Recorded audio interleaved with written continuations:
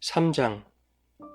여호와께서 가나안의 모든 전쟁들을 알지 못한 이스라엘을 시험하려 하시며 이스라엘 자손의 세대 중에 아직 전쟁을 알지 못하는 자들에게 그것을 가르쳐 알게 하려 하사 남겨두신 이방 민족들을 블레셋의 5 군주들과 모든 가나안 족속과 시돈 족속과 바알 헤르몬 산에서부터 하맛 입구까지 레바논 산에 거주하는 히위 족속이라.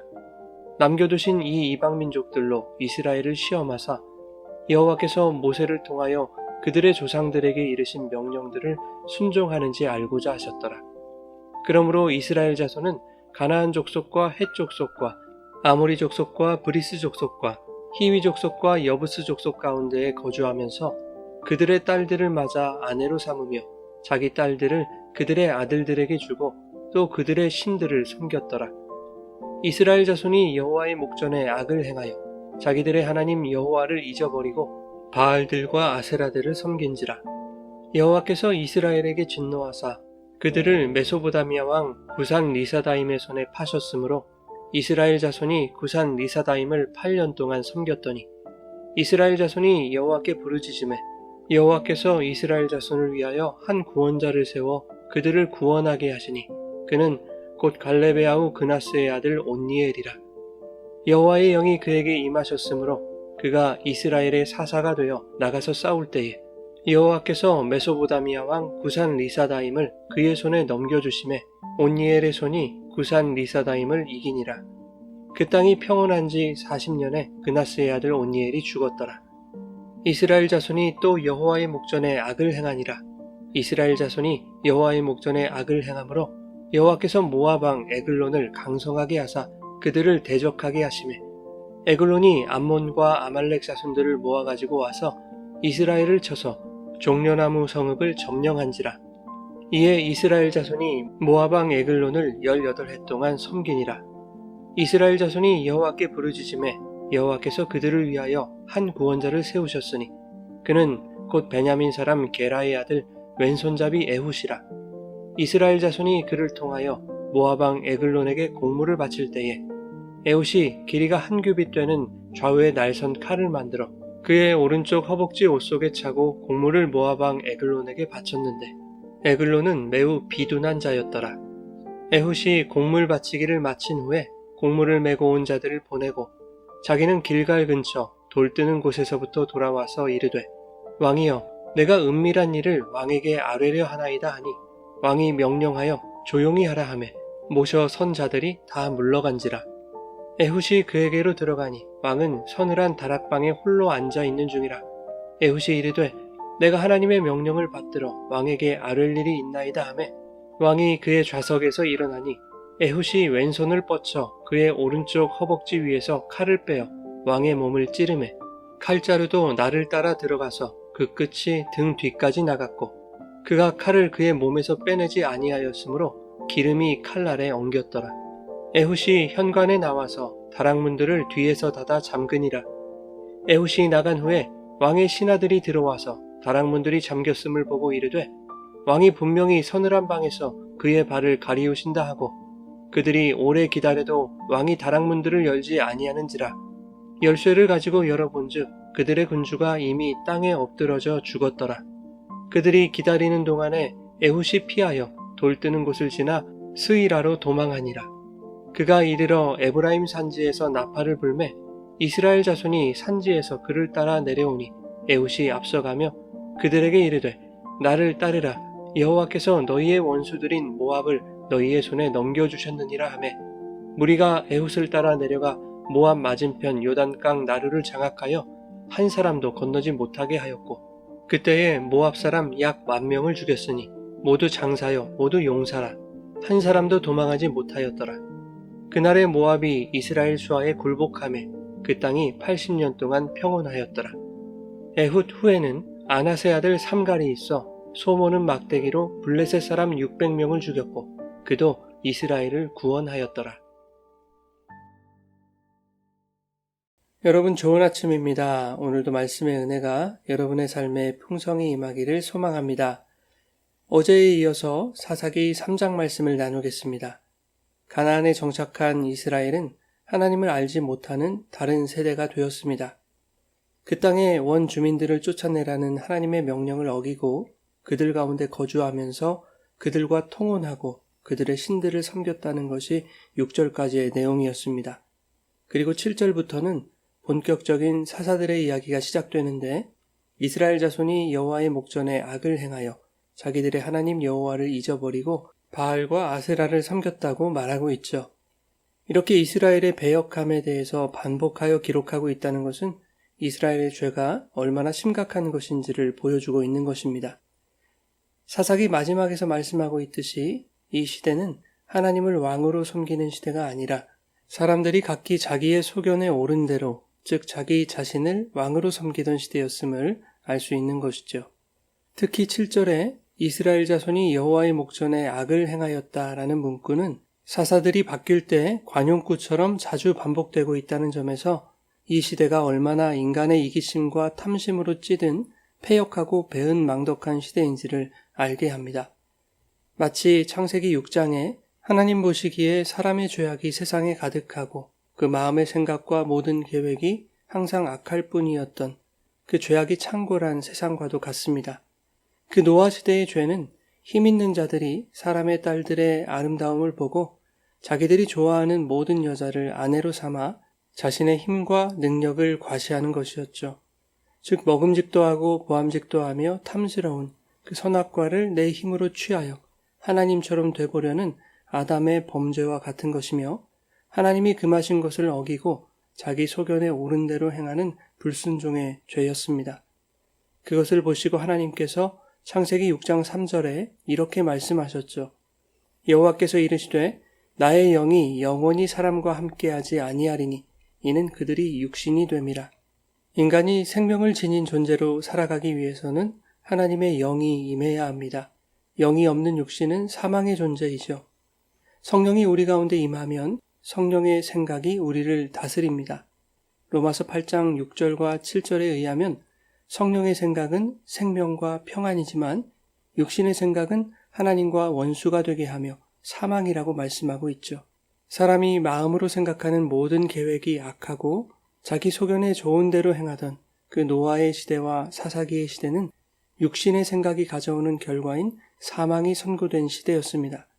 그러나 하나님은 노아에게 은혜를 베푸셔서 그를 통해 구원의 역사를 이어가셨던 것처럼 하나님은 사사들을 통해서 이스라엘의 구원을 이루어 가시는 것입니다. 사사는 인간 왕이 아닙니다.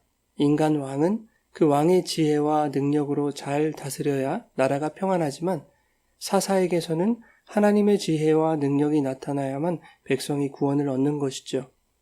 하나님을 잊은 이스라엘은 평안할 수 없습니다. 하나님의 진노가 임하여 이스라엘은 메소포타미아 왕 구산 리사다임을 8년 동안 섬겨야 했습니다. 구산이라는 것은 왕의 이름이고 리사다임은 그의 별칭인데 이 별칭에는 쌍수의 어미가 붙어 있어서 두배, 갑절, 이중 이러한 의미가 됩니다. 구산 리사다임의 압제가 본문을 읽는 독자가 상상하는 것보다 2배나 더 심한 압제였다는 것을 보여주는 표현인 것이죠. 인간의 생각과 계획으로 더 좋은 상황을 만들 수 있을 것 같지만 여호와를 잊고 사는 것의 결과가 얼마나 고통스러운 상황을 초래하는지 여실히 보여주는 것입니다. 그러나 노아에게 행하셨던 것처럼 자기 백성에 대한 하나님의 은혜는 멈추지 않는 것이죠. 이스라엘 백성이 고통 속에 부르짖자 하나님은 첫 사사로 온니엘을 세우십니다. 9절에는 이스라엘을 위하여 한 구원자를 세워 그들을 구원하게 하셨다고 말씀하죠. 즉 사사는 인류를 구원하신 한 구원자 예수 그리스도를 설명하고 있음을 알 수 있습니다. 사사는 예수 그리스도의 모형이다 라는 것보다 사사들을 통하여 예수 그리스도의 구원을 설명하고 있다는 것으로 이해하면 좋을 것 같습니다. 10절에 보면 첫 사사인 온니엘에게 여호와의 영이 임하였습니다. 하나님을 잊어 그분의 영이 떠난 것과 다름없던 이스라엘에게 여호와의 영이 임한 한 구원자가 나타난 것이죠. 그 구원자를 통해서 일하시는 분은 하나님의 영입니다. 사사 온니엘의 힘과 능력, 그의 지략으로 이스라엘을 구원한 것이 아니라 하나님의 영이 임한 그 온니엘이 나가서 싸울 때에 여호와께서 그의 손에 구산 리사다임을 넘겨주어 승리하게 하시는 것이죠. 승리와 구원은 하나님의 손에 있다는 것입니다. 본래 온니엘은 장수였습니다. 유다지파의 용맹스러운 갈렙의 조카이기도 한 온니엘은 갈렙의 명을 받아 기럇세벨을 점령한 공적이 있던 사람이죠. 그래서 갈렙이 자신의 딸 악사를 온니엘에게 주지 않았습니까? 그것이 여호수아와 사사기 1장에 기록되어 있습니다. 이런 용감한 온니엘이 구산 리사다임이 통치하던 8년 동안 나타나지 않았다는 것은 가나안 땅에서의 모든 싸움이 인간의 싸움이 아니라는 것을 말해주고 있는 것이죠. 아무리 용맹한 장수였더라도 하나님의 영이 임할 때 그를 통해 하나님이 싸우시는 것입니다. 온니엘이 구산 리사다임을 이기고 그 땅이 40년 동안 평온했습니다. 그러나 온니엘이 죽자 12절에는 이스라엘 자손이 또 여호와의 목전에 악을 행하였다라고 말합니다. 그러자 하나님께서 모압 왕 에글론을 강성하게 하셔서 이스라엘을 대적하게 하시죠. 13절에 에글론이 암몬과 아말렉 자손들을 모아서 종려나무 성읍을 점령합니다. 신명기 34장 3절에 보면 종려나무 성읍은 여리고 성읍이라는 것을 알 수 있죠. 이스라엘이 요단을 건너 처음 함락한 가나안 정복전쟁에 있어 상징적인 지역이었던 그 여리고 성읍이 에글론에 의해 점령당하고 이스라엘은 18년 동안 모압 왕 에글론을 섬기게 됩니다. 이스라엘 자손이 여호와께 부르짖자 하나님은 그들을 위해 두 번째 사사를 세우시는데 베냐민 사람 왼손잡이 에훗이었습니다. 15절에 그는 모압 왕에게 공물을 바치던 사람이었음을 알 수 있죠. 마치 신약의 세리와도 같은 사람이었습니다. 특히 그는 신체적인 결함이 있었는데 왼손잡이라는 것이죠. 그것이 왜 결함인지 히브리어 성경을 보면 알 수 있습니다. 히브리어 성경에는 그는 오른손이 불구인 사람이었다라고 기록하고 있죠. 장애를 가진 사람이었다는 것입니다. 에훗이 길이가 약 45cm 정도 되는 좌우의 날선 칼을 자신의 오른쪽 허벅지 옷 속에 숨기고 에글론에게 공물을 바치고 돌아오는 길에 함께 온 자들을 먼저 보냅니다. 그리고 에글론과 독대하기를 청하여 숨겼던 칼로 그를 찔러 죽이죠. 한낱 조공을 바치는 자에 불과했던 에훗에게 왕과의 독대가 어떻게 허락될 수 있었던 것일까? 그것은 그가 장애인이었기 때문에 가능했던 것이죠. 연약하고 유약하여 왕에게 해를 입힐 수 없을 것으로 판단되었기 때문입니다. 에훗은 베냐민 지파였습니다. 베냐민의 뜻은 오른손의 아들이죠. 그 오른손의 아들들 중에서 오른손을 쓸 수 없는 자, 가장 작고 소외받던 자, 그래서 원수에게 조공을 바치는 일을 하면서 살 수밖에 없었던 왼손잡이 에훗이 좌우의 나리선 검으로 세상의 왕을 무찌르는 이 구원의 이야기는 하나님의 아들, 즉 신이 사람의 아들, 즉 죄로 오셔서 스스로 가장 작고 연약하고 소외받은 자가 되신 그 예수 그리스도를 연상시키죠. 그 예수님이 좌우의 나리선 검과 같은 진리의 말씀으로 세상을 이기신 그 구원의 은혜와 십자가의 복음이 오늘 본문 속에서 설명되고 있는 것입니다. 한편 17절에 모압 왕 에글론은 비둔한 자였다고 말합니다. 살이 찌다 못해 기름이 덕지덕지 붙어있는 상태였을 것입니다. 비둔하다는 표현은 그의 세상적인 힘과 권세와 재물을 나타내는 것이기도 하죠. 어찌나 기름이 많았는지 22절에 보면 에훗이 그를 찔렀을 때 기름이 칼날에 엉겼을 정도였습니다. 에훗이 왕을 죽이고 다락의 문들을 다 잠그고 나왔는데 왕의 신하들은 문들이 잠겼음을 보고 24절에 이는 분명 왕이 서늘한 방에서 그의 발을 가리는 것이다 라고 생각했습니다. 발을 가린다는 것은 하체를 가린다, 수치를 가린다 라는 표현과 같은 것인데 신하들은 지금 왕이 배설을 하고 있다고 생각했던 것입니다. 왕이 배설을 하고 있다고 여기는 그때에 왕의 몸에서 배출되는 것은 그의 기름덩어리였죠. 에글론이 누리던 그 모든 세상의 부귀 영화는 한낱 배설물에 지나지 않은 것임을 말씀하고 있는 것입니다.